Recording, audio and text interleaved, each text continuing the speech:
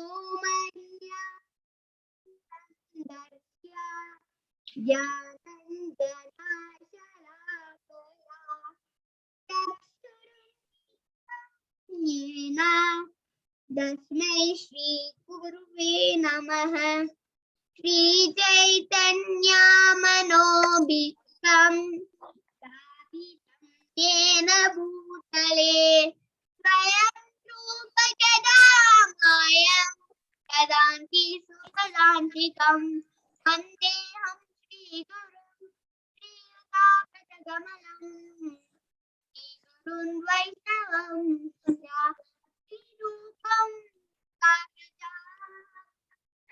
अहगना रघुनाथान्वितं तं सजीवं साद्वैतं सावधूतं परिजनसहितं कृष्णचैतन्यललिता श्रीविशाखान्वितं हे कृष्णा करुणा सिन्धो दीनबन्धो जगत्पते गोपीश गोपिकाकुन्ता राधा कान्ता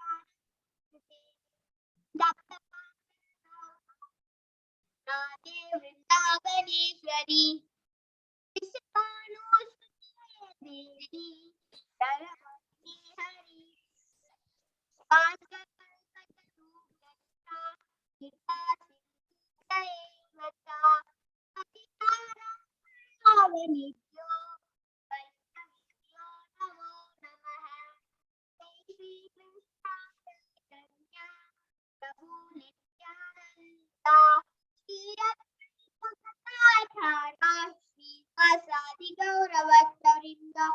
हरि हरे कृष्णा कृष्ण कृष्णा हरे हरे हरे राम राम राम हरे हरे हरे कृष्णा।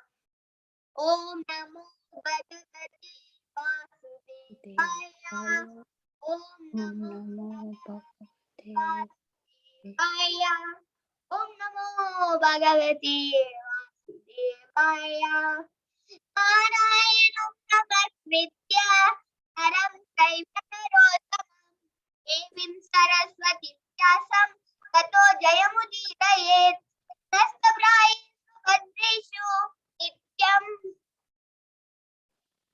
नित्यं भगवत्सेवया भगवत्युत्तमश्लोके भक्तिर्भवति नैष्ठिकी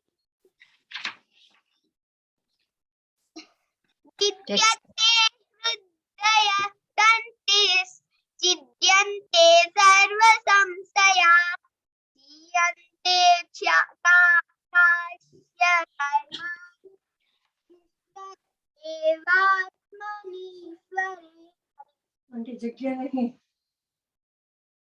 કિશન એના રૂમમાં બેઠો છે એને કહેતા. Hare Krishna. Thank you, Shashwin, for the wonderful Mangalacharan. So the text for today, Shashwin, is text 20. Evam prasana manaso bhagavad bhakti yogataha bhagavad tattva vijananam mukta sangashya jayate.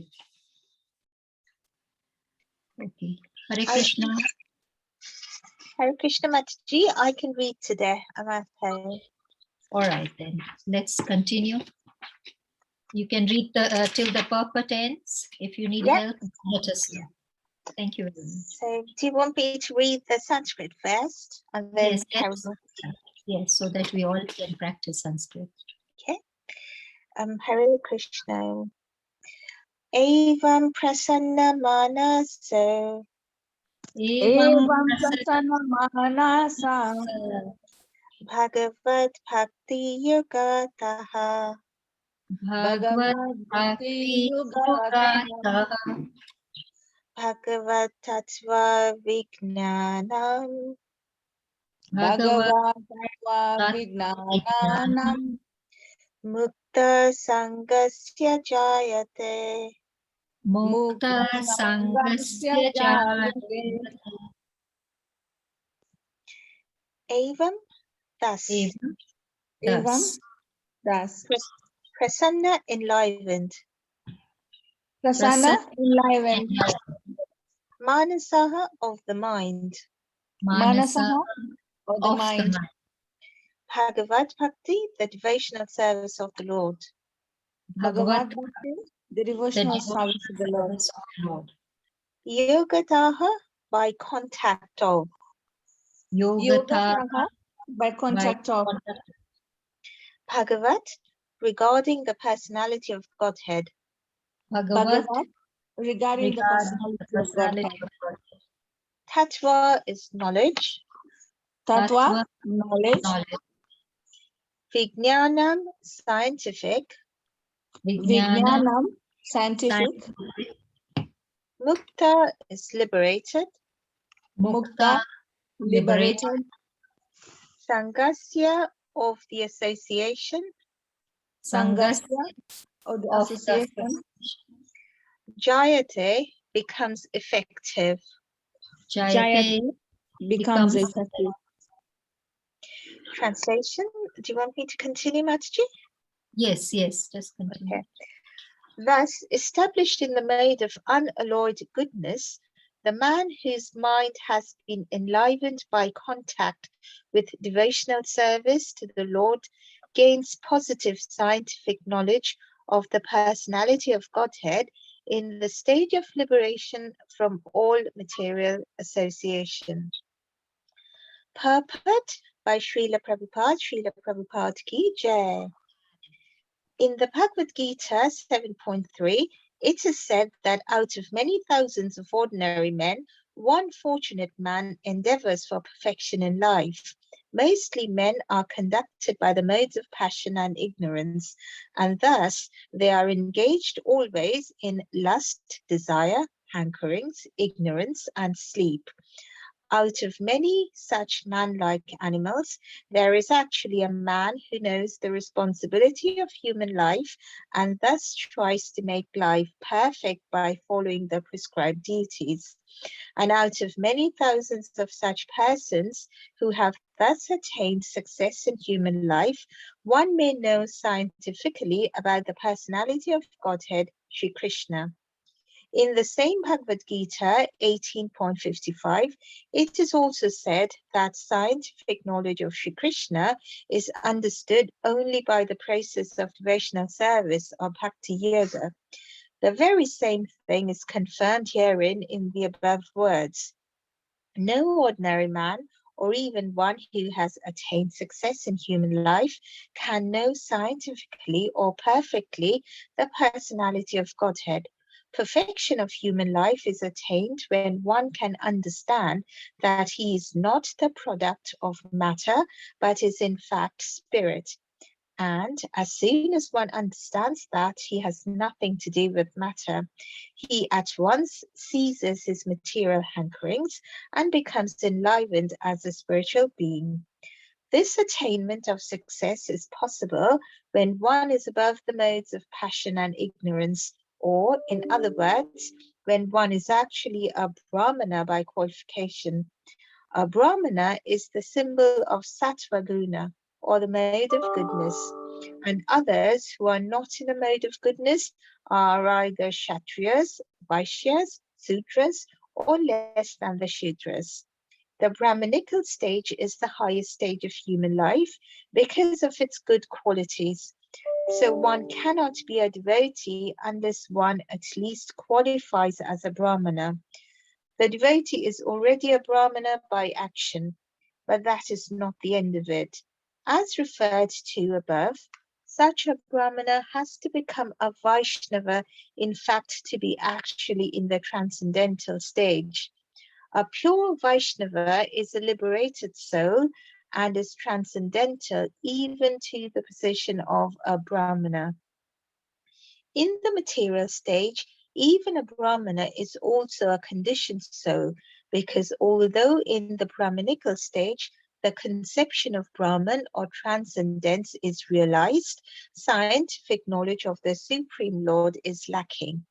one has to surpass the Brahmanical stage and reach the Vasudeva stage to understand the personality of Godhead Krishna. The science of the personality of Godhead is the subject matter for study by the postgraduate students in the spiritual line. Foolish men or men with a poor fund of knowledge do not understand the Supreme Lord, and they interpret Krishna according to their respective whims. The fact is, however, that one cannot understand the science of the personality of Godhead unless one is freed from the contamination of the material modes, even up to the stage of the Brahmana. When a qualified Brahmana factually becomes a Vaishnava in the enlivened state of liberation, he can know what is actually the personality of Godhead. Hare Krishna. Hare Krishna, thank you very much,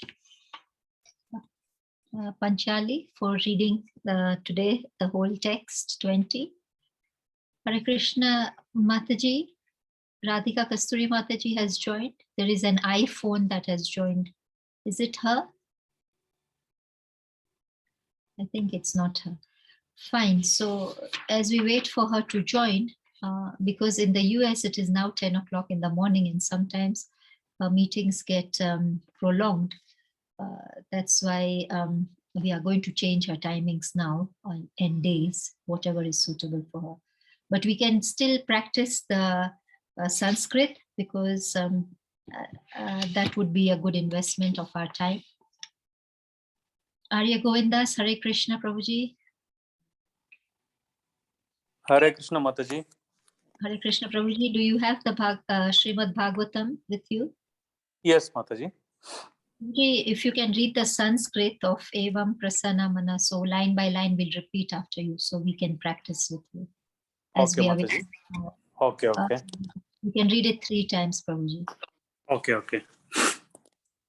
Evam prasanna manaso Evam Prasanna Manaso Bhagavad Bhakti Yogataha Bhagavat Bhakti Yogataha Bhagavad Tattva Vijnanam Bhagavat Tattva Vijnanam Mukta Sangasya Jayate Mukta Sangasya Jayate Evam prasanna manaso Evam Prasanna Manaso Bhagavad Bhakti Yogataha Bhagavat Bhakti Yogataha Bhagavad Tattva Vijnanam Bhagavat Vijnanam Mukta Sangasya Jayate Mukta Sangasya Jayate Evam prasanna manaso Evam Prasanna Manaso Bhagavad Bhakti Yogataha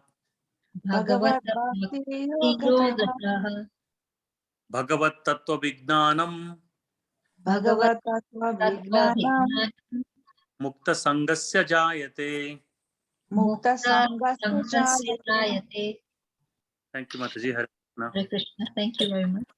Maybe we can now deliberate on the text, but I can read the translation so that we are all together. Translation by Srila Prabhupada Ki Jai. Thus established in the mode of unalloyed goodness, the man whose mind has been enlivened by contact with devotional service to the Lord gains positive scientific knowledge of the personality of Godhead in the stage of liberation from all material association. Hare Krishna. Mataji has joined us. Hare Krishna, Mataji. Danvat Hare Pranam. Krishna. Please Dandavat accept our Pranam. humble obeisances on behalf of everybody in the group who have joined and are about to join. Mataji, we have read we are reading the Srimad Bhagavatam, Canto 1, Chapter 2, and text 20. We've read the text, translation, and purport. So we can now hand over to you. Thank you, Mataji. Sure.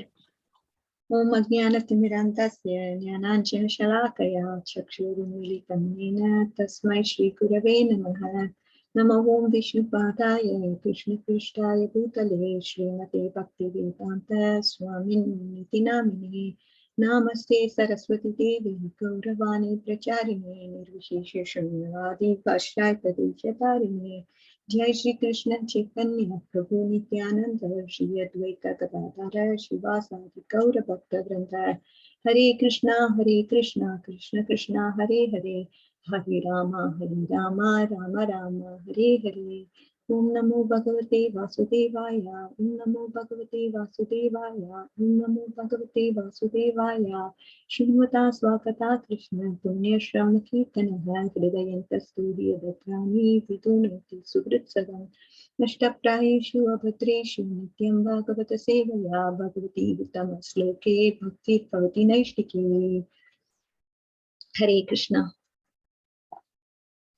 So thank you so much, dear devotees. First of all, I pay my humble obeisances to all of you on the call so that I'm able to speak the relevant words of Srila Prabhupada. Hare Krishna. All right. So you've been having a very nice discussion, I believe, on some of the important topics. So the 18th verse was going to, 18th verse that you saw discussed about Anartha Nivritti process. That is loving service to the Lord, Bhakti Bhavati, regular hearing of Bhagavatam, serving the devotees and destroying the inauspiciousness that is seen.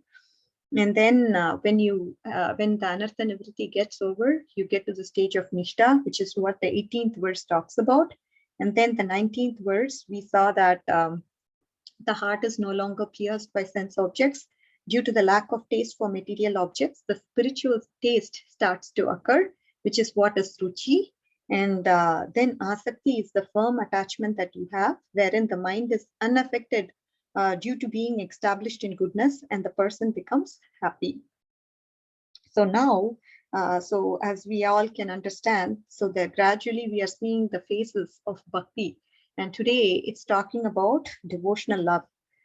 So evam prasanna manaso, the mind becomes enlivened by engaging in or it is getting in contact with devotional service of the Lord.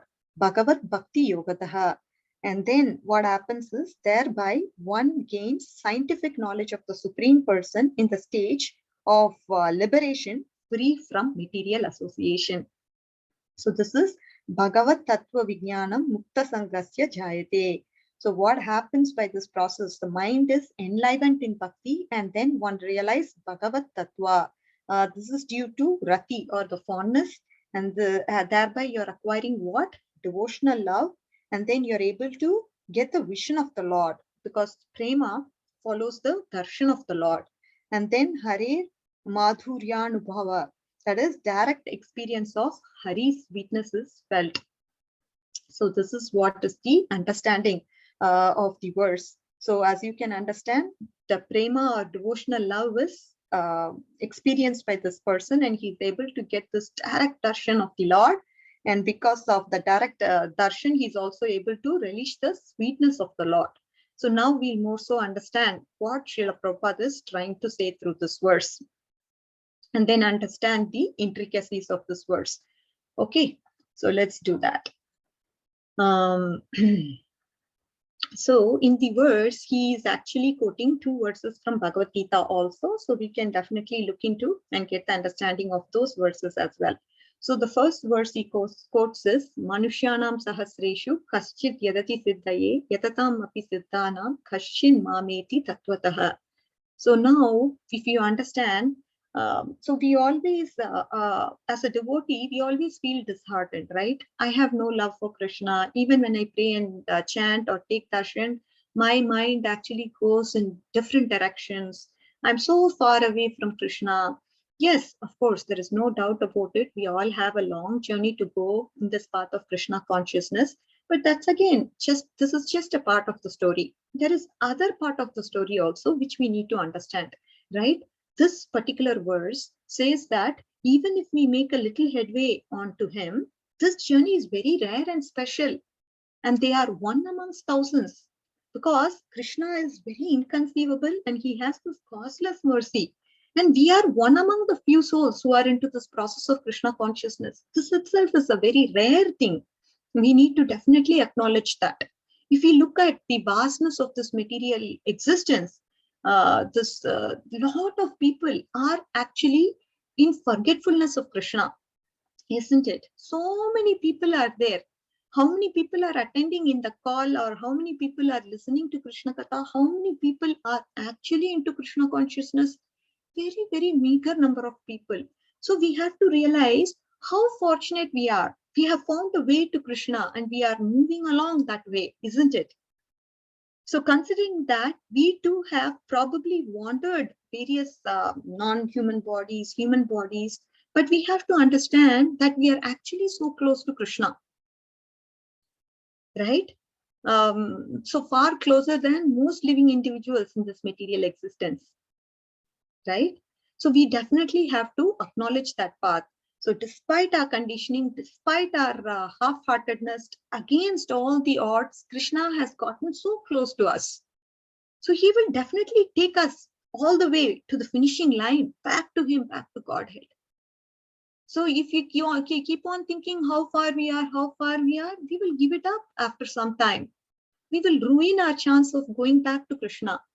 So the chance that we have gotten after so many lifetimes, we really don't know how many lifetimes we have waited and hankered to get the association of devotees, to get into this process of Krishna consciousness.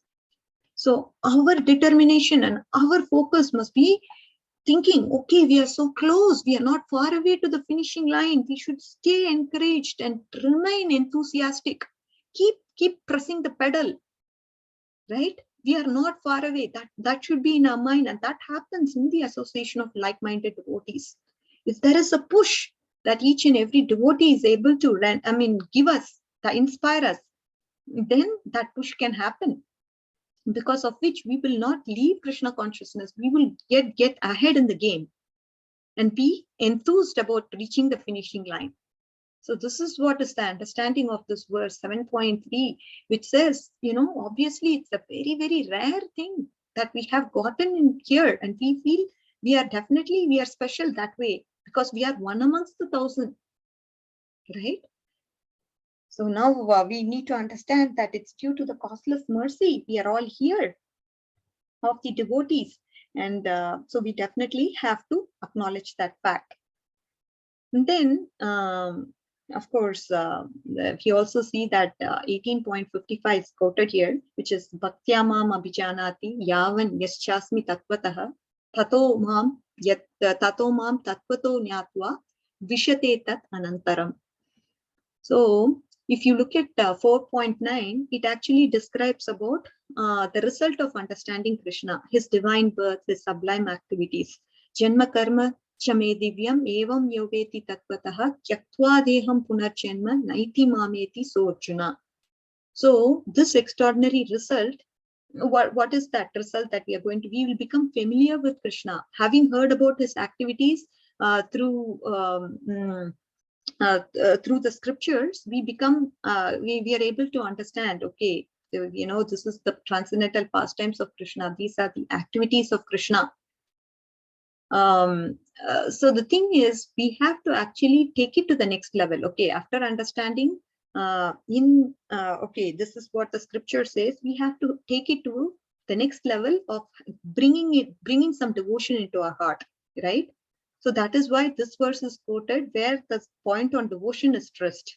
Bhaktyamam abhijanati, that verse. Most people, what are we in modes? We are in different modes. We are in mode of passion or ignorance specifically, right? That is what we are leaning towards. Most of us, we work in the modes of passion and ignorance. And there is always lust, desire, hankering, ignorance, and sleep.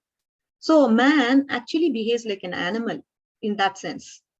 So because obviously, what is the concern for the man? Eating, mating, sleeping, and defending. Those are the activities that are done by the human. So what is the difference between animal and human?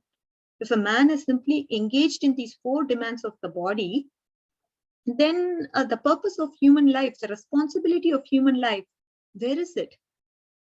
It is not there, right? There may be, out of many people, one person who actually takes the responsibility of human life, and he tries to make the life perfect by following the religious principles of life. So even amongst those who have attained perfection, even amongst those thousands of such person, one hardly knows scientifically about the personality of Lord Krishna. And also, it is told in Bhagavad Gita, this scientific knowledge of Krishna is understood only by the process of devotional service. This shows the rarity of the process.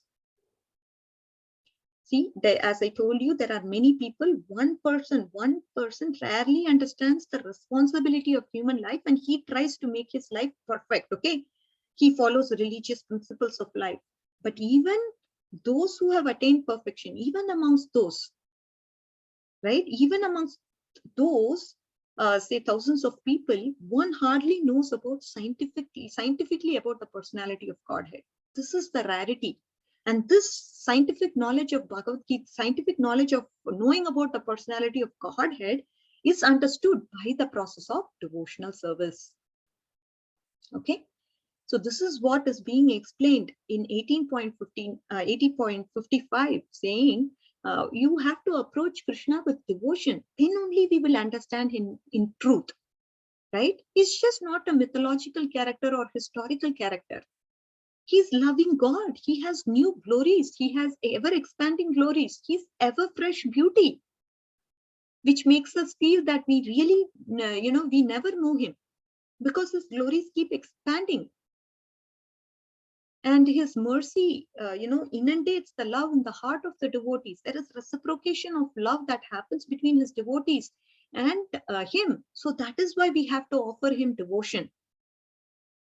And when that fulfillment comes, then gradually, when that inner fulfillment comes, where we are able to relish the devotion that we have with Krishna, and where we are able to do things that are favorable for Krishna consciousness, that time what happens is that all our worldly desires that bind us to this material existence gradually will be freed. Thus, we will be able to attain the ultimate fruit of understanding Krishna, right? And then we would return back to his abode or continue the ecstatic love affair with him eternally. So this devotion can go a long way if we take it seriously, if we are with the like-minded devotees, if we are in the association of devotees who also hanker for this, right? When we are in the association of drunkards, we will also start drinking. When we are in the association of devotees who are like-minded to serve Krishna, then we will also become like them. So the company that we have definitely matters. Ordinary people, of course, they can't understand what is God, who is God. To love God, one has to engage in Bhakti Yoga. And Bhakti Yoga is the stage of development of consciousness where one actually rises from the modes of passion, ignorance, and comes to at least goodness. In goodness, of course, we have to transcend that goodness also at some point. But in goodness, what happens? We saw also from Bhagavad Gita that you're able to see things properly. Prakasha, there is enlightenment. When one becomes gladdened in the mode of goodness, two things can happen, right? One becomes enlivened. One will understand, why am I supposed to work like crazy here? Why am I supposed to work like donkey? This is only for animals, right? Animals, birds, insects, they are also getting their work. They don't have any big business. They don't struggle very hard. They are not engaged in some factory business or something. So many times Srila Prabhupada has stressed, what civilization have we created now that people work so hard to even get the basic needs, which is easily available by the arrangement of the Supreme Lord. They don't even have to put much effort or endeavor, right?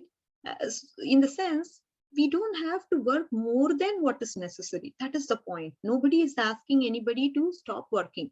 Of course, you have to work, but there must be balance. And this balance will actually help us to progress in Krishna consciousness. If one keeps on doing his material duties and forgets about the spiritual duty, it is like a person is taking care of the cage, but the bird in the cage is left hungry. What is the point? You polish the cage, you do everything to that cage, but then the bird inside that cage is very hungry. Why are you starving him? That means you are starving yourself into spirituality. There is a duty to take care of the soul, duty to take care of the body. this body has to be taken care of so that the body and the soul can be kept together. So that goal must be understood. What is our ultimate goal, right?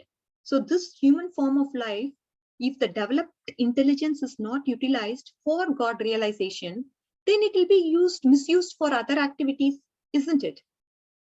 Other activities which are unnecessary anarthas, like what I mentioned, eating, sleeping, mating, and defending. This is polished way of misusing our intelligence, improper use of our intelligence. Human intelligence is developed for a different purpose, not for just satisfying the bodily demands. As long as one is engaged in the bodily demands, one cannot understand that he is not a product of matter. He is spirit, right? Spirit means no death, no disease, no old age, no struggle for existence. That is spirit, no danger of anything material. As soon as he understands he has nothing to do with this matter, all these material hankerings are finished and he becomes an enlivened spiritual being. With that enlivened spiritual mentality, he can then engage in devotional service. Right? With this peace of mind, he'll be able to chant Hare Krishna, to worship the Supreme Lord, to hear about the bona fide scriptures, to assimilate all the devotional subject matter, etc. Right? So in the transcendental platform, one becomes conversant in Bhagavad Tattva Vijnanam, that is scientific knowledge of the personality of Godhead. This can be done in the spiritual platform only. Even in goodness, one can't know. This is prema we are talking about. In spiritual platform only you can understand what is prema, isn't it? So this understanding of devotional love is very, very elevated. It's very, very rare. And we are in this path. Our acharyas have provided us everything to actually, what is the path to get to prema? That is being revealed by so many scriptures in Gaudiya Vaishnava Parampara. It is just that we have to be ready. We have to have the determination and perform that sadhana so that we are able to please our Guru Vargas. So in that stage, actually the prasanna manaso, where one becomes completely joyful. He's completely joyful. There is no more struggle for existence, no more anxiety for maintaining oneself, maintaining the body, nothing. So this is the understanding. When you say the scientific knowledge about personality of Godhead, it is for advanced people on the line of devotional love. This person will have no anxiety for anything this material world has. So this actually comes when you transcend the modes, of course. When the lower modes are gone, that is when you will be able to understand this prema. And we have so many pastimes from Chaitanya Mahaprabhu's Chaitanya Charitamrita that actually discusses these things. So let's try to go through a couple of examples to understand. Okay, what is this scientific knowledge of personality of Godhead? What is it when you say the mind is enlivened by bhakti? What is it to be liberated from material association? So in Gauranga Mahaprabhu's Leela, we have seen that devotees exhibited this perfect understanding of this tattva. So this Mahaprabhu, he could understand the depth of the devotees. Just by one or two statements the devotee speaks. When you speak, what you speak determines who you are, right? So people will easily be able to understand just by conversing with you what type of person you are. So Mahaprabhu, in a similar way, he also understands just by one or two statements the devotee speaks. He would glorify them, praise them for those statements because he could understand the depth of their understanding. That is what he would praise the devotees for. So we could also see such type of glorification in Lord Nityananda. In the pastimes of Nityananda, so there is, of course, the verse that we are going to, obviously we are going to talk about different things as I mentioned. But the Lord, he incarnates in different forms, in different moods, and every incarnation has a purpose, has a mood. So Lord comes as Nityananda, he's Nitya Ananda. He has come to demonstrate the topmost Ananda, which is beyond all material association. So Nityananda Prabhu exhibits that Ananda. Most of this people in the material world, we cannot see that level of Ananda that Nityananda Prabhu experiences. Nobody can understand what is that level of bliss. Some people actually get bewildered by the activities of Nityananda.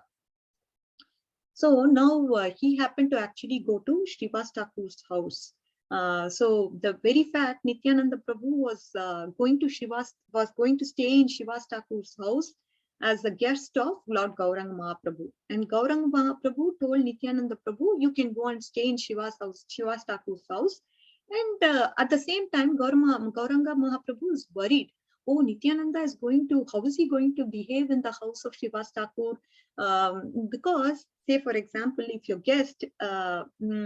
a guest in somebody's house and you have recommended that person, you'll be worried. Okay, what type of relationship he's going to have with the host? Is he going to be okay? Is he going to be good? The host also again should behave properly with the guest, and the guest also should properly behave with the host. So this should be sorted out, and Mahaprabhu was kind of getting anxious about how Nityananda Prabhu is going to stay in the house. If you see Nityananda Prabhu, he's so full of ecstasy. So the moment Nityananda Prabhu comes to Navdeep, there is deep ecstasy, because obviously after 30 years or something, he was waiting to meet Mahaprabhu, and he was waiting for Mahaprabhu to actually reveal his Sankirtan movement. So for 3+ decades, if somebody is waiting and that moment has come, how much ecstasy you would feel. So Nityananda Prabhu's ecstasy is just not comprehensible or conceivable to many. Likewise, we would also hear in the past times that he was so absorbed in Srivas Thakur's house that he would be dancing, so dancing very ecstatically. And one time when Srivas Thakur's house, he actually also happened to break the sannyasa danda, his water pot, and he was exhibiting such madness in the house of Srivas Thakur. And when Chaitanya Mahaprabhu came, he actually came to the house of Srivas Thakur and he asked Srivas Thakur, hey, how's this Nityananda Prabhu doing? How is he dealing with you guys? Is he okay? Like that. And because Chaitanya Mahaprabhu knew the ecstasy of Nityananda Prabhu, he asked this question. At that time, Srivas Thakur, he was least bewildered. He knows fully about Nityananda Prabhu and what is his mood. He says, who's this personality? He says about Nityananda Prabhu, I mean, specifically, he calls upon the statement saying, even if a person for one day serves Chaitanya Mahaprabhu, my life is dedicated for his service. So if a person serves one day Gauranga Mahaprabhu, I'm so much dedicated to him.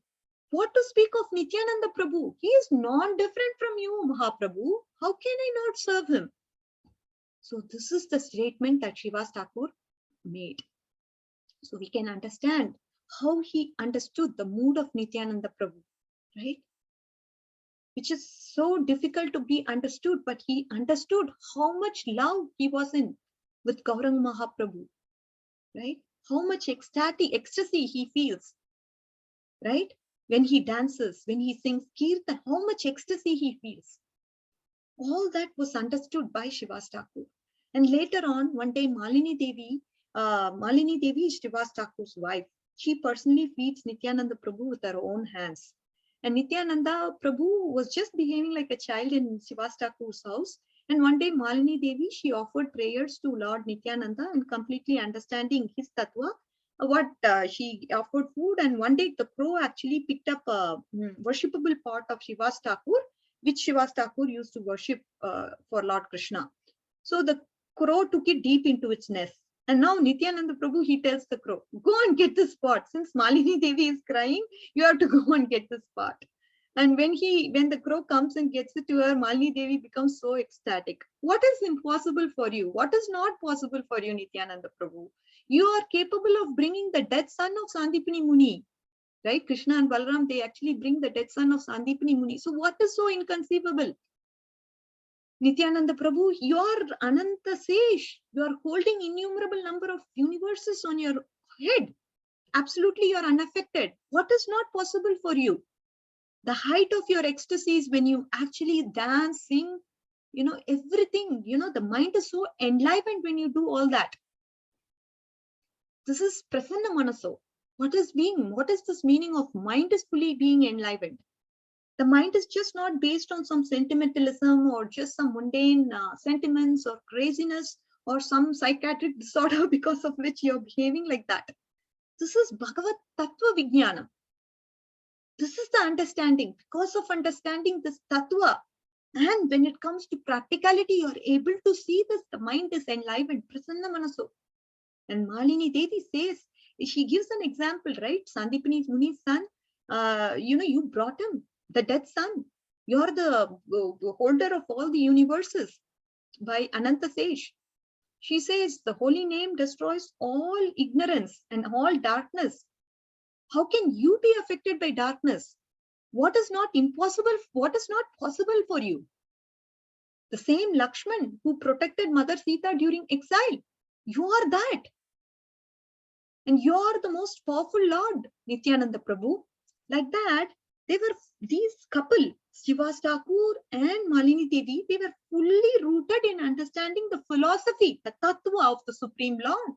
And therefore, they could understand what kind of ecstasy Nityananda Prabhu is feeling. Right? Now imagine, sometimes it happens, so say for example, if the thing is, we may misjudge. That's what I was trying to say. Yeah, we may just, when we see some erratic behavior, someone, we may try to judge them and we may misjudge them. And that will lead to offenses. So that is why it is said, okay, don't judge anybody. We should just do our process of devotional service in a very respectful way, giving respect to everybody. Even a Kanishta has given respect in the mind, isn't it? So we need to follow that etiquette of giving respect so that we don't commit offenses anytime.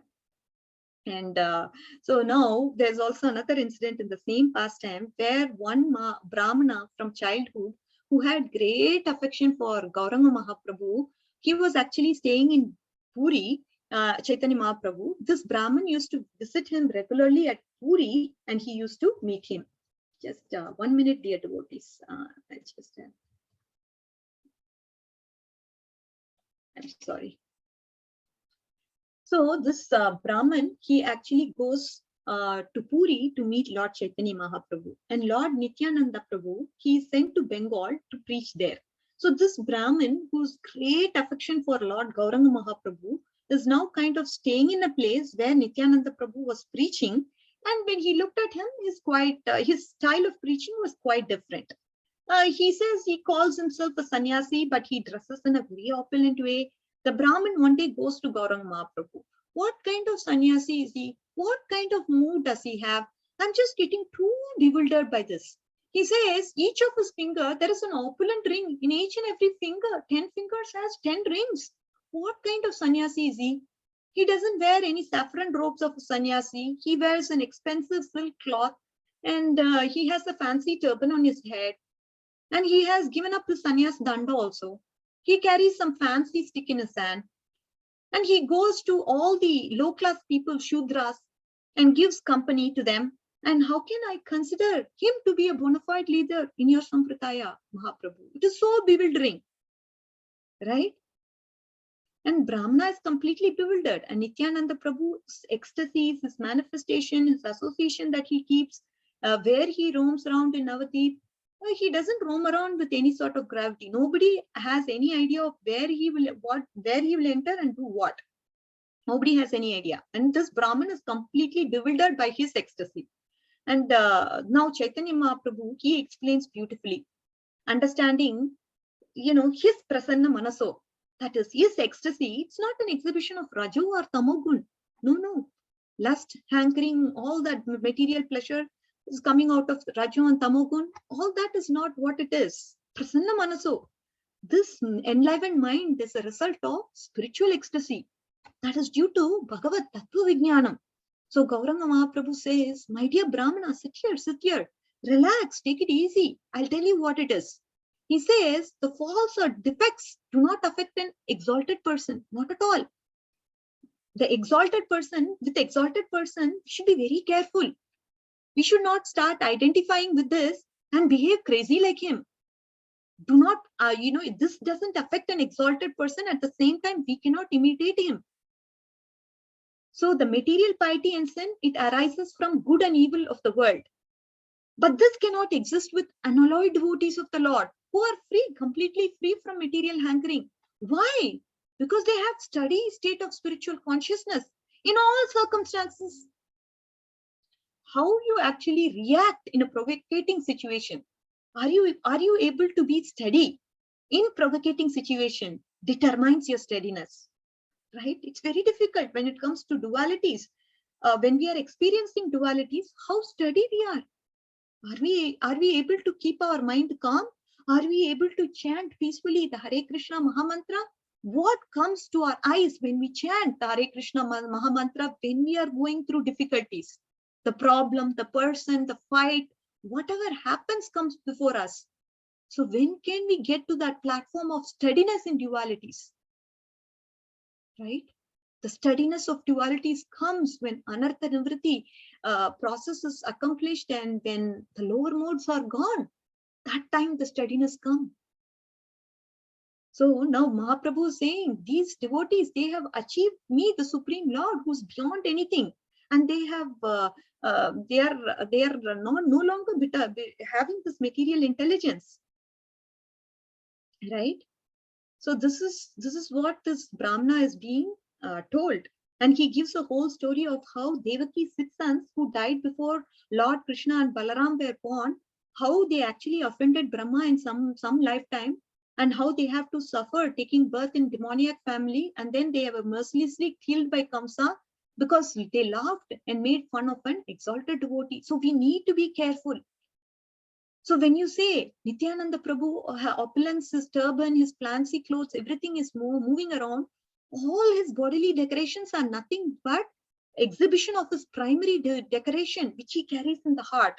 And what is this primary decoration? He's carrying this 9 process. He's being ornamented and decorated by this 9 types of devotional service. Those are the primary ornaments that he has in his heart. The primary ornaments of Nityananda Prabhu are that, and we should not get bewildered because of his ecstasy. Mahaprabhu says, I don't even doubt Nityananda Prabhu. I don't even doubt, even if he grows to the association of drunkards, I don't doubt him, or marry a low-class woman, or I would not still doubt the purity of Nityananda Prabhu, how deeply he is rooted to the pure love of God. I will never doubt that. In this way, Lord Mahaprabhu actually glorifies Nityananda Prabhu. This is the understanding from Chaitanya Charitamrita. So Nityananda Prabhu, we have to worship Nityananda Prabhu so that we can get the mercy of Chaitanya Mahaprabhu. Since Gaur Purnima is coming, we really have to start thinking about these pastimes, and we have to be feeling so blessed because we are under the beautiful guidance of only because of Mahaprabhu we have this holy name. And to please Mahaprabhu and to fulfill the mission of Srila Prabhupada, we have to definitely contribute to the society and turn towards people who are who don't have any idea about Krishna, right? We definitely have to bring them to Krishna consciousness as much as possible so that they will not suffer. Of course, suffering is there even for a devotee, as I said, but slowly and steadily, these devotee, who's into this process of Krishna consciousness, will have to become free from dualities at some point in their life. And for that, we need the mercy of our acharyas, we need the mercy of Vaishnavas, we need the association of devotees, and so on and so forth. Now, there is also another Leela from Chaitanya Charitamrita, where there is this person called Mukund. And, Mukund comes during this episode of Mahaprakash Leela. And that time in the Mahaprakash Leela, everybody was getting Chaitanya Mahaprabhu's mercy. And so when Mahaprabhu was not actually giving darshan to Mukund, and the devotees asked Mukund, okay, when does this Mukund actually get darshan of you, Lord? And Mahaprabhu was like, in some places it said 1 million births he may get it, or 10,000 births he may get it. But even 1,000 births is a great time. I mean, it's a long time to get the darshan of the Lord. But this Mukunda was told that he will get darshan after such and such period. And after hearing the statement, Mukunda started dancing. He became so ecstatic. Yes, yes, I'm going to get darshan of the Lord. Yes, Lord said that I will get darshan after 10,000 lifetimes. And upon seeing this, this was actually happening on the outside. And this was behind the curtains. And Mahaprabhu heard this. He saw this. Mukund was so ecstatic, and he then said, "Come on, Mukund, come inside, come inside." And then Mukund understood that getting this Bhagavad Tattva Vijnanam is such a rare thing, not easy. Even 10,000 birds or 1 million birds, of course, if he's going to get it, that itself is a big thing. So that depth of understanding and faith and Shraddha which he exhibited, Chaitanya Mahaprabhu said, you're going to sing Kirtan now and I will sing through your voice. So the strength, where is the strength coming for Mukund now? Through Krishna, right? I mean, his depth of understanding, he got the mercy. After so many births, he was going to get the mercy, but because of his current understanding of Bhagavad Tattva Vijnanam, he got the mercy of Chaitanya Mahaprabhu right now. And he was so moved by the behavior of Mukund. So that is why he said, I will sing pure Kirtan, and wherever you sing in all 4 directions or all how many ever directions, whatever directions you sing, all of them, they are going to be purified through the name. This is what I give you as benediction. So the depth of understanding, the faith, the Shraddha which Mukund exhibited, Mahaprabhu blessed him. So now coming to absorption in mind, right? This is another episode in Chaitanya Charitamrita where Gauranga Mahaprabhu was going to be dancing in the mood of Lakshmi. There's this beautiful drama that was going to be enacted. And Chaitanya Mahaprabhu was actually getting dressed inside. And then this drama where Chaitanya Mahaprabhu was going to get dressed, and outside so many people are waiting to actually see this drama of Mahaprabhu coming in the mood of Rukmani Devi.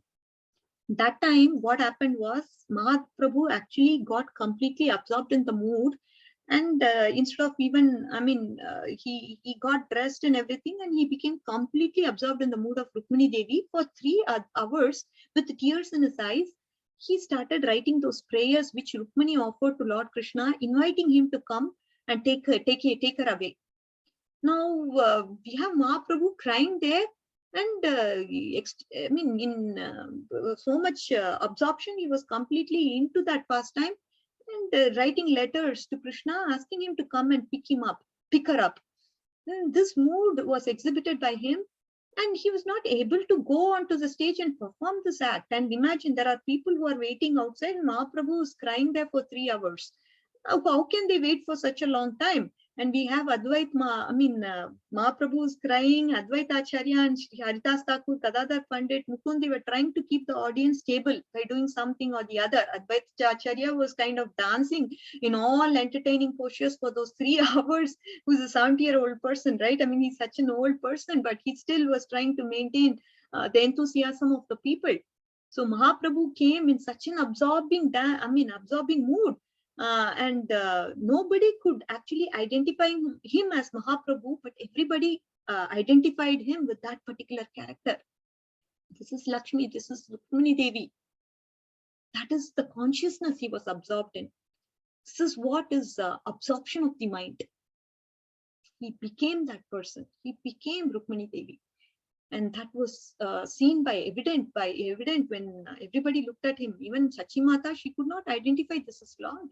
This is her son. No, that much absorbed he was in. So this is prema, devotional love.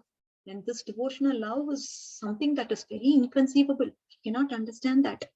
And we are so blessed that we are in the association, right parampara, getting the right knowledge through the Gaudiya Vaishnava scriptures. So we really have to feel blessed because there is a path, and we just have to follow through that path sincerely and dedicatedly, and then mercy will follow through, as long as we don't keep the offenses. Offenses is the only thing that will be of hindrance to our progress in devotional service. I can very much vouch on that. All the pastimes, all of them, so many things the scriptures are trying to teach is that we have to be very, very careful with the devotees, right? Very, very careful. Be respectful towards them, never offend them, never criticize them, never do this Vaishnava aparadh. As long as we are able to keep that up, then we are safe. Krishna will protect us. Once we cross that limit, then the path for fall down is not far away. So keep that in mind, dear devotees. I know I stress this point almost in every class because this has to be reinstated in my mind as well. So whatever I say, just not for you. It is first applying to me, as I told you. It applies to me in the beginning, and then it applies to everybody else. So whatever I want to stress over and over again, I stress that point so that it gets deep into my heart as well. So with this, we can conclude. All glories to Srila Prabhupada, all glories to our Guru Vargas, all glories to the assembled devotees. Vancha kalpatarubhyasya kripa sindhubhya eva cha patitanam pavanebhyo vaishnavebhyo namo namaha. Jai Srila Prabhupada. Hare Krishna. Thank you very much, Mataji. I think we've exhausted our time. We just have a minute left. Are there any questions or comments?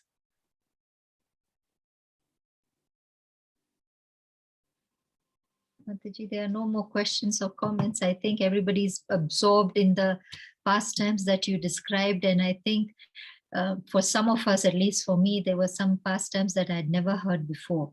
So it really took our breath away.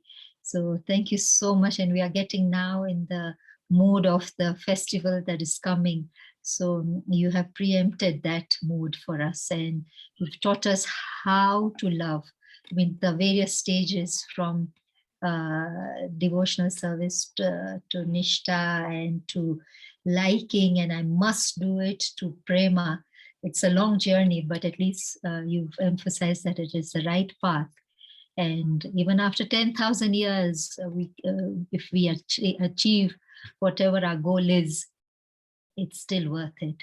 So thank you so much, Mataji, for today's discourse. And Mataji, if you don't mind, if you can stay for a minute after everybody leaves, is that possible, so that we can discuss? Yes. Okay. So let us chant the Hare Krishna Maha Mantra once in glorification of Shri Radhika Kasturi Mataji. Hare Krishna, Krishna Krishna, Hare Hare, Hare Rama, Hare Rama, Hare Rama, Rama, Rama, Hare Hare. Vancha kalpatarubhyascha Patarubhyasya kripasindhubhya cha patitanam pavanebhyo Vaishnavebhyo vaishnavebhyo namo namaha. Srila Prabhupada ki jai. Jai. Radhika Kasturi Mataji ki Yeah. jai. All glories to the assembled.